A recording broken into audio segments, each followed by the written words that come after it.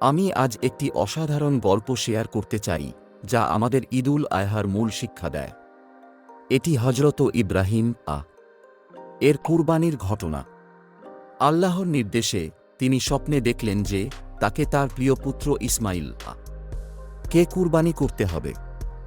ভাবুন, একজন পিতার জন্য এটি কত কঠিন।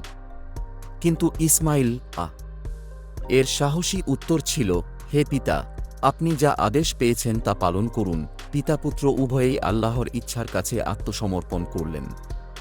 যখন হযরত ইব্রাহিম ছুরি চালালেন, আল্লাহর কুদরতে তা ব্যর্থ হল। পরিবর্তে আল্লাহ একটি দুম্বা পাঠালেন। এই ঘটনা আমাদের শেখায় যে আনুগত্য ও ত্যাগের মাধ্যমে আমরা আল্লাহর সন্তুষ্টি অর্জন করতে পারি। ঈদুল আজহার সময় আমরা এই শিক্ষাকে স্মরণ করে পশু কুরবানি করি, আল্লাহর প্রতি আমাদের আনুগত্য প্রকাশ করতে।